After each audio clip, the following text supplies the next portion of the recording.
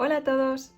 Hoy seguimos con la serie de letra a letra, donde estamos analizando cómo escribir y dibujar correctamente cada una de las letras del alfabeto.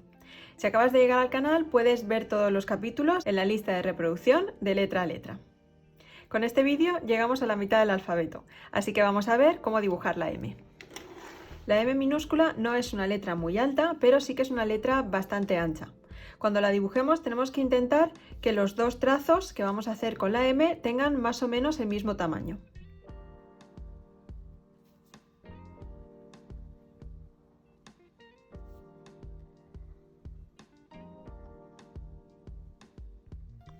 El espacio que tenemos aquí debería ser más o menos igual que el espacio que tenemos aquí. Si hacemos alguno de los dos trazos mucho más estrecho o mucho más ancho que el otro, va a quedar un poco raro. Lo que sí que podemos hacer para darle un poco más de dinamismo a la letra es modificar un poco la altura hasta la que llegan este trazo y este trazo. De manera que tengamos el primero de ellos un poco por encima de la altura de las X y el segundo un poco por debajo y también bajarlo por debajo de la línea base.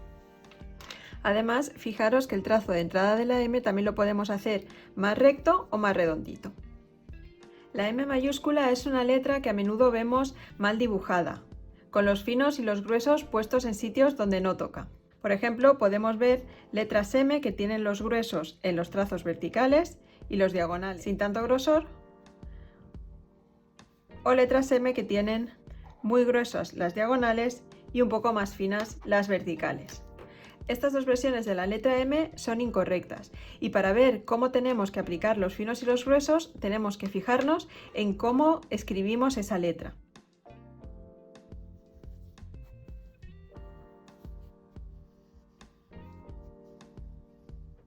Si quisiéramos dibujar este esqueleto de un solo trazo, empezaríamos por este punto e iríamos primero hacia arriba, luego hacia abajo, luego hacia arriba y por último otra vez hacia abajo.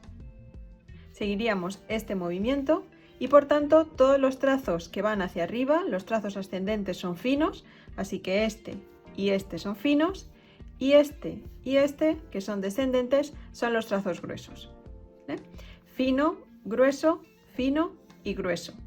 Cuando lleguemos a la W veréis que es justo al revés porque empezamos desde aquí arriba, pero en el caso de la M los trazos a los que hay que darle grosor son este de aquí y este de aquí.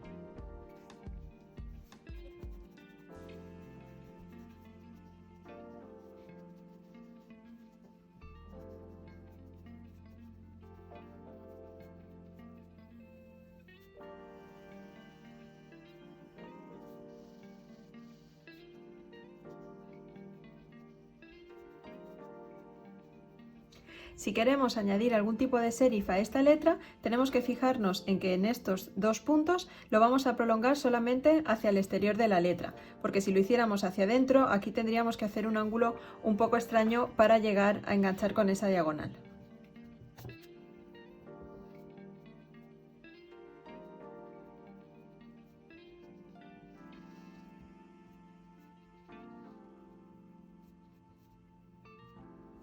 Siempre que tengáis dudas sobre dónde colocar los serifs en una letra, podéis recurrir a una fuente de ordenador que tenga serifs y que sepáis que está bien diseñada y fijaros cómo están aplicados en la letra que os genera dudas.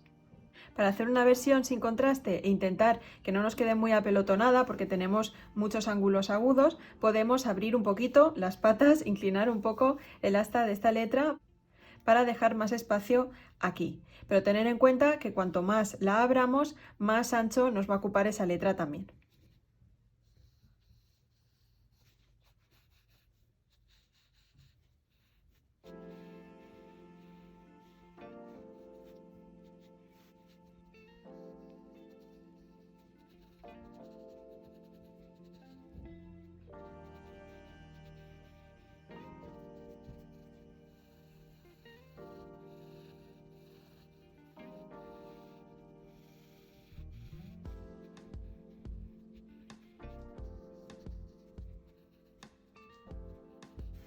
Igual que hicimos con la letra A, este vértice o ápice podemos acabarlo en plano, como aquí, o en pico. La letra M mayúscula también podemos dibujarla como una minúscula, pero más grande, desde la línea base hasta la altura de mayúsculas.